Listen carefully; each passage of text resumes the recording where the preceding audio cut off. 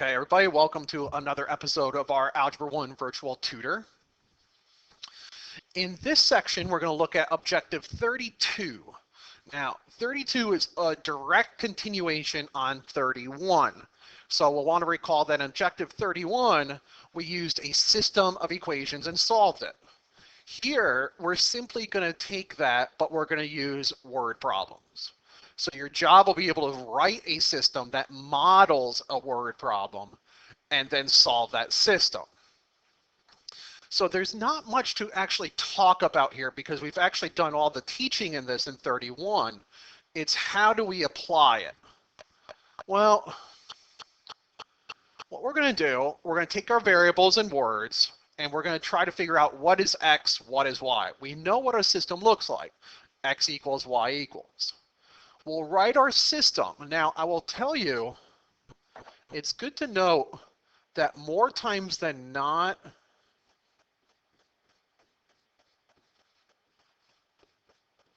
your system's going to be in standard form. Something x plus something y equals a regular number. And it's very helpful to have that because number 3, almost all the time, if your system is in that form in 2, you probably want to use elimination for your solution. You can use graphing, but if my system's already set up, why not use elimination? But we'll get to that as we solve. 3 is solved, and then 4 is just to talk about your stating your solution, because it's not going to be x equals y equals, it's going to be, you know, something and something else.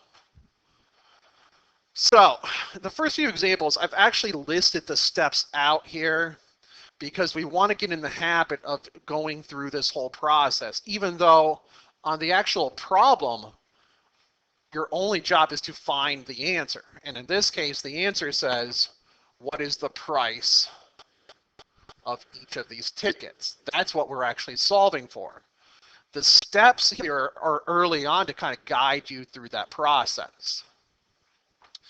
So let's look. Let's define what my x's and y's are. So in this example, the school at Marks is selling tickets to a dance. On the first day, the school sold 1 senior citizen ticket and 2 student tickets. They made $35. On the next day, they made $87 by selling 1 and 6. What is the price of 1 senior citizen ticket and 1 student ticket? So when I look here, oftentimes that last question will tell me what my variables need to be. Because if I wanted to try and solve something, I want x equals y equals. So I want that, it doesn't really matter, I'm just going to use that x is the student ticket. And we'll make y the senior citizen.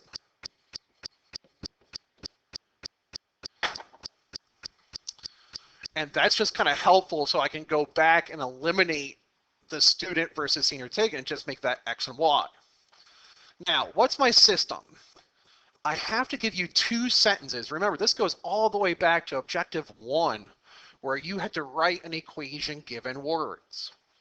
So, on the first day, 1 senior citizen ticket and 2 that for a total of $35. And that's my first equation. I've got 1 senior citizen ticket plus 2 student tickets equals $35. Again, look for it. It's going to be a standard form equation more times than not. Let's look at my next sentence. On the second day, they made $87, 1 and 6. So 1 senior, 6 students, and they made $87. Okay, that's the word portion.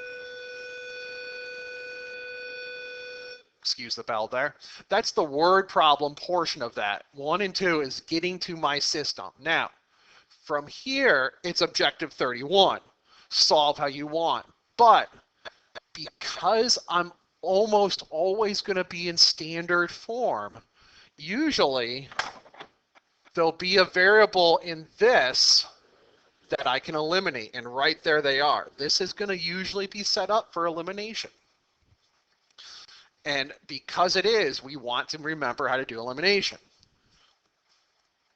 Let's write that. I'm going to write it again.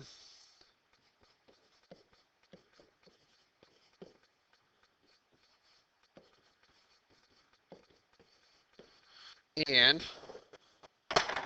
because these two are the same, I want to subtract them. And 1 minus 1 is 0y. There's my elimination. So in my next one, 2 minus 6 is negative 4. And 35 minus 87, that's a little harder to do in my head, is negative 52. Divide by 4, and I get 13. Now, to solve for y, we need to come back up here, and I'm just going to plug it into this first one, like so. So I'm going to do 1y plus 2 times 13 equal to 35.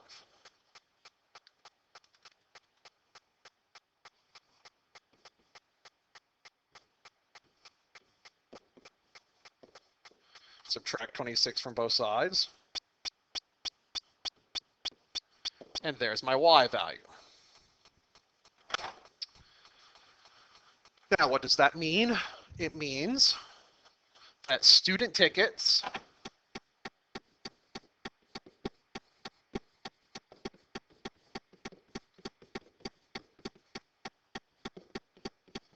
are $13.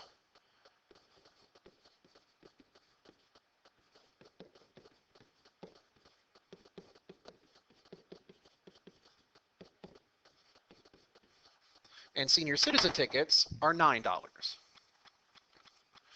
And because we're dealing with a word problem, we don't want to write X and Y as our answer. We want to actually write it out and identify what we're solving. Okay, let's look at another one. All right, so let's get our variables first. So I want to know what X and Y equals. And usually the best place to go is at the final answer here. Find the cost. So looks like cookie dough versus oatmeal. So no particular order. I'm going to make X the cookie dough.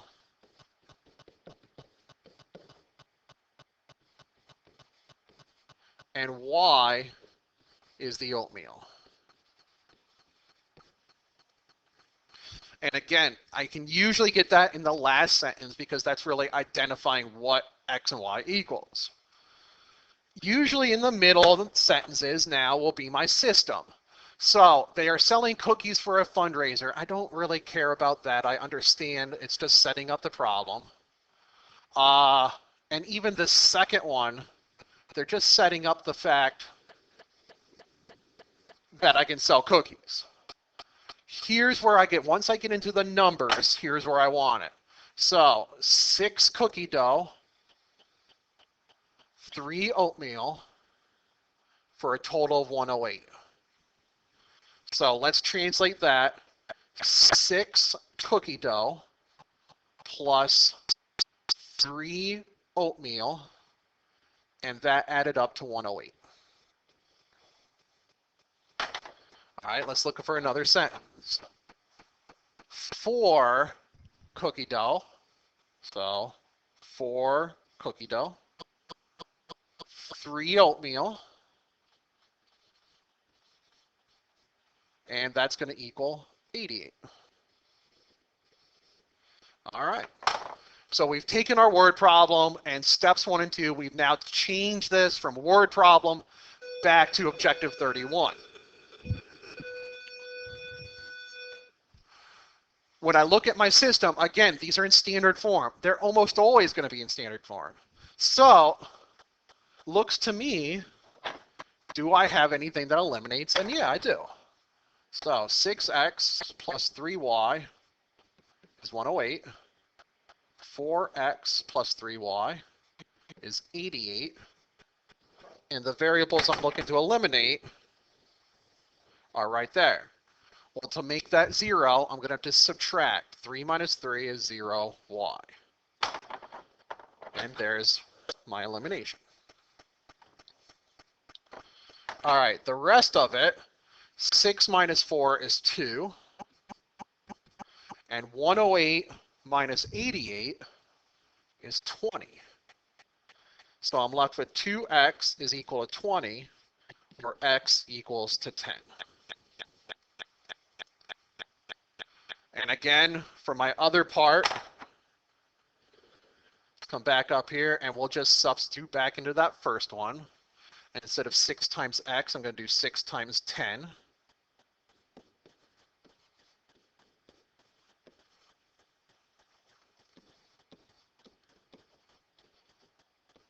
Whoops, didn't mean to write another equal sign there. All right, so let's subtract 60 from both sides.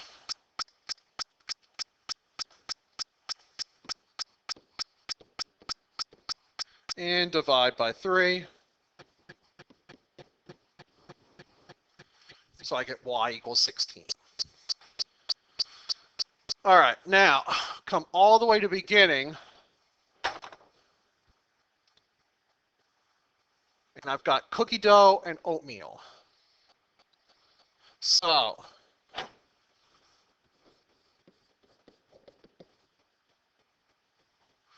whoops.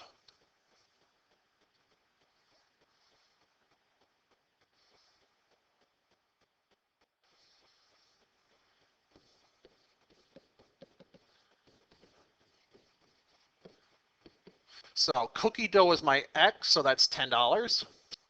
Oatmeal was my Y, so that's $16. All right, so that kind of lays out the steps. Obviously, in the problems you're going to face, we're not going to do that. We're going to actually go and solve from start to finish in all one step. We're going to remember the steps, but it's not going to be laid out like that for you. Now, you can see in 2 is a very similar problem to what we already did. But let's look at 1. Traveling downstream, a boat went 13 miles per hour. Traveling upstream, it went 1 mile an hour. Find the current and the speed of the boat if there were no current. So this one's a completely different problem. And we're talking about speed. So what's going on here? First of all, define my variables x and y. This has to be a system. So I've got x and y. And when I look at that last question, one of these has to be the current, and one of these is the speed of the boat. So let's just go with kind of our pattern, and we'll make x the current, and y is going to be the speed. Now, I'll be honest with you, I'm even a little thrown off by this because it's a completely different setup. So I'm trusting the fact that the pattern we set out, where I identify the variables and go from there, is going to work for me. So now I should be able to write some sort of system in standard form.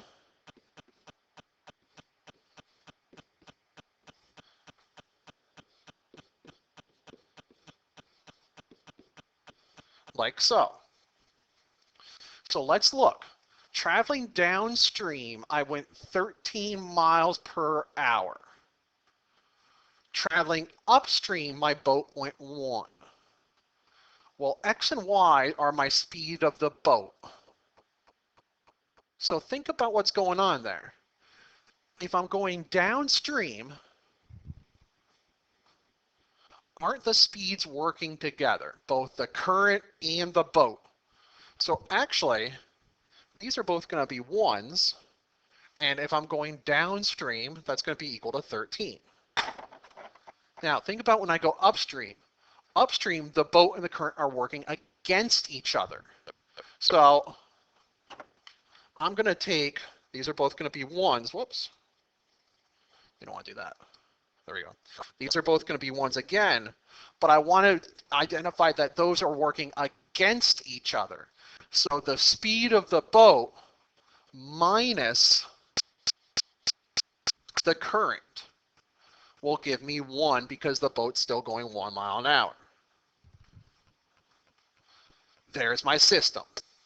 So even I was a little skeptical of how I was going to make that fit, but by following the pattern, identifying the variables, and then knowing what my system likely looks like, I'm able to fit this in.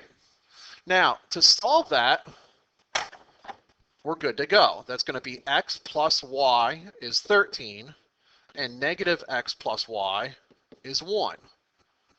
So this was step 1, this was step 2, and step 3 is let's solve that, and this is set for elimination.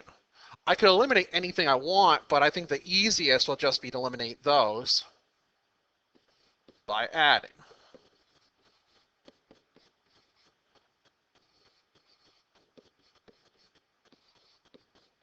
And there's my solution.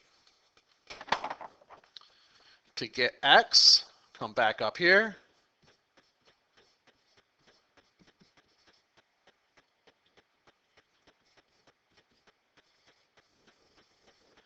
There's that. All right, now my fourth step is just to write that. And again, we want to, x was the current and that was the boat. Now I do have a problem there. The current can't be faster than the boat. So upstream, the boat went 1 mile an hour. What that says to me is that the boat has to be going faster than the current. Now that's a good check. And what happened is right here, I flipped those signs. I have the minus sign in the wrong spot. That's okay. I still have, it's 8 and 7. All I have to be aware of is that I've got my variables flipped here. So I want to be very careful, again, checking that works, that the boat is 8 miles per hour and the current is 7 miles per hour. So again, step 4, hide that right there, is put it back into a real world context. Now again, be careful. We are dealing with a word problem, so we want to check our answers the whole way. And when I caught step 3, I saw that these were just flipped. Not a big deal. Just flip them. Okay. Now in 2, we kind of already have a template for, so 2 probably going to be a little easier. But again, we're following that same 4-step pattern, where step 1 is tell me what x and y equals. And usually that's going to come from these last 2. Now they changed the cookies on us, huh?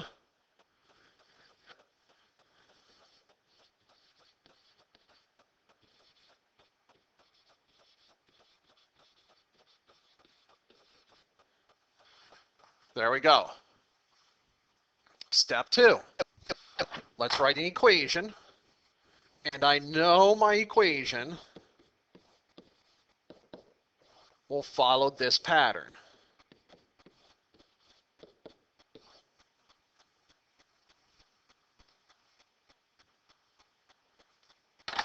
So let's fill in where we can. Jessica, 8 sugar, 4 gingerbread for $84. So 8 sugar, 4 gingerbread, $84. Okay. 4 sugar, 4 gingerbread, and she made 60.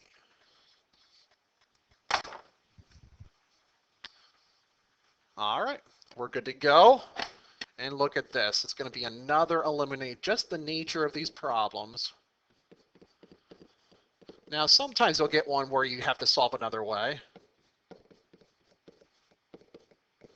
but because they're always going to be in standard form, again, most of the time they're going to be in standard form, it's just easier to think of this in elimination.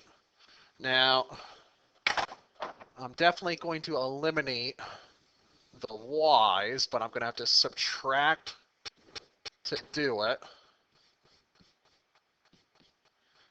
Let's see, that's going to be 24. And I'm going to get 6 as my answer. All right. The other part of elimination, I didn't leave myself a lot of room. All right. So I'm going to do 8 times 6, 84. So 8 times 6 is 48. Subtract 48.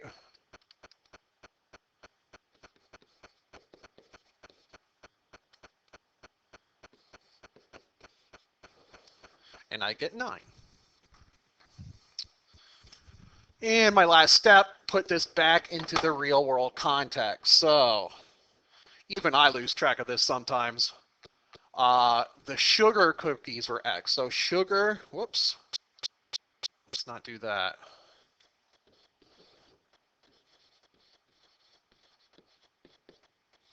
We're $6.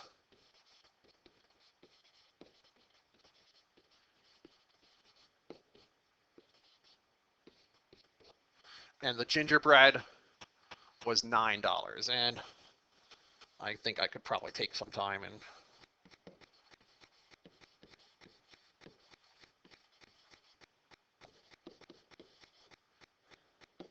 there we go. Write that a little more clear. There you go. Alrighty. So a real good example is number 1 there. Use the pattern. Use the steps that we trust, even if we're not real sure how to solve the problem. All right. That concludes this video. Hopefully you found it useful, and we'll see you on the next one.